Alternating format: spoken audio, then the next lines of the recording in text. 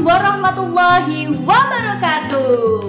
Hai anak-anak pintar, kembali lagi bersama saya Rahmatika Devi. Nah, seperti biasa Bu Devi akan memberikan materi pelajaran bahasa Indonesia. Nah, pada hari ini Bu Devi akan memberikan materi tentang cerita fantasi. Nah, materi ini ada di kelas 7 dan di bab 2.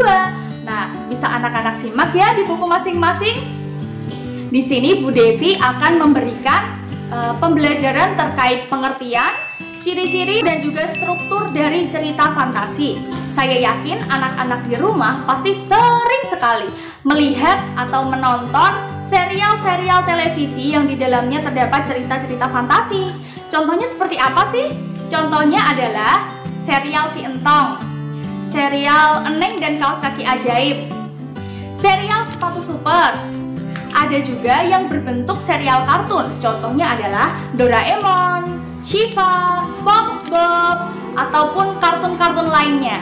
Nah, anak-anak di sini pasti sudah bisa ya menyimpulkan atau mendeskripsikan pengertian dari teks cerita fantasi itu apa.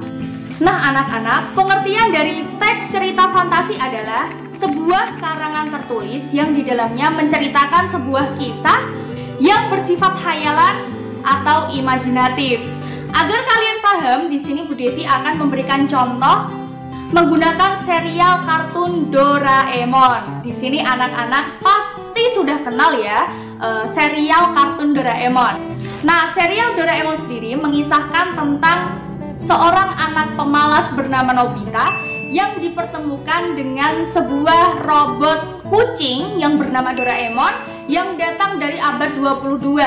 Nah, Doraemon ini datang untuk membantu Nobita yang tidak pernah merasa beruntung. Nah, untuk menolong Nobita, Doraemon ini memiliki sebuah kantong ajaib di perutnya yang bisa mengeluarkan berbagai alat-alat ajaib.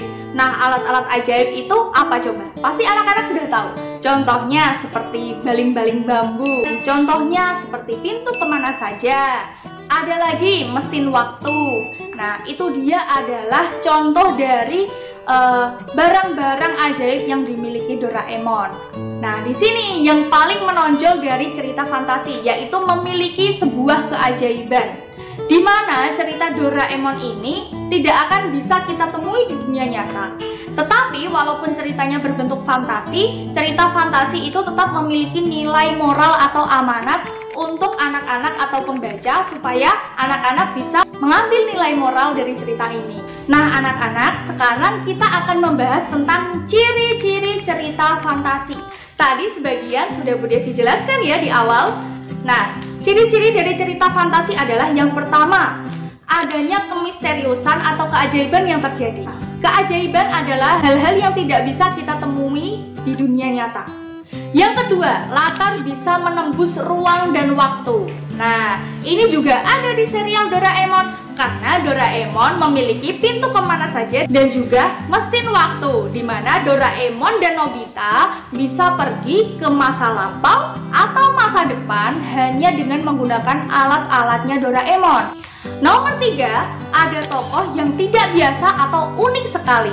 Nah, di serial Doraemon banyak sekali tokoh-tokoh yang aneh-aneh. Tokoh yang aneh di dalam serial ini adalah Doraemon sendiri, karena dia adalah sebuah robot yang bisa memiliki kepribadian seperti manusia. Ada juga berbagai macam robot kucing dan tokoh-tokoh lain yang membangun cerita Doraemon ini, anak-anak. Lalu selanjutnya yaitu bersifat fiktif semata.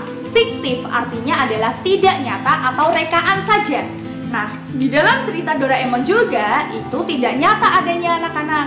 Jadi adanya Nobita, Shizuka, Giant, Suneo, dan lain sebagainya itu hanyalah cerita yang bersifat fiktif atau tidak nyata. Nah, sudah paham kan mengenai ciri-ciri dari cerita fantasi? Selanjutnya kita akan membahas tentang struktur teks dari cerita fantasi. Struktur teks cerita fantasi itu ada 3 ya, anak-anak. Yang pertama ada orientasi, yang kedua ada komplikasi, dan yang ketiga ada resolusi.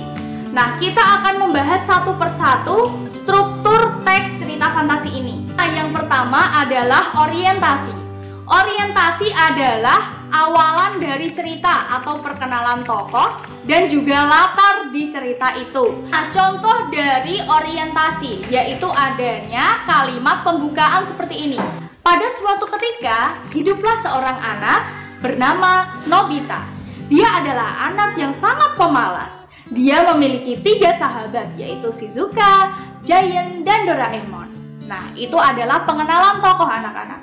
Jadi yang namanya orientasi selalu ada di urutan paling atas, di awal kalimat atau di awal paragraf.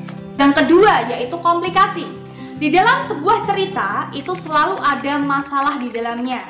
Nah, adanya masalah itu akan membuat cerita semakin menarik. Nah, contoh masalah dari serial Doraemon adalah misalnya ketika Nobita merasa iri dengan Suneo yang memiliki berbagai mainan yang mahal-mahal. Kemudian Nobita merengek kepada Doraemon meminta untuk memberikan alat-alat ajaib supaya bisa menandingi Suneo. Nah, Doraemon pun membantu Nobita dengan memberikan alat-alat ajaibnya.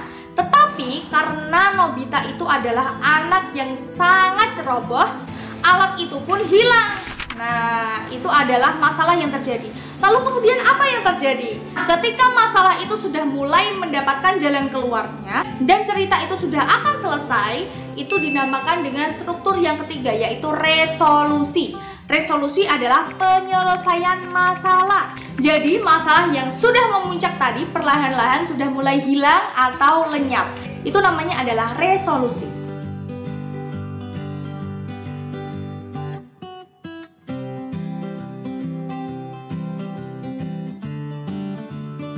Sekian materi pada hari ini ya. Semoga apa yang Bu Devi sampaikan pada hari ini bermanfaat dan berguna bagi kehidupan kalian. Sampai jumpa di lain waktu. Tetap jaga kesehatan kalian ya. Wassalamualaikum warahmatullahi wabarakatuh.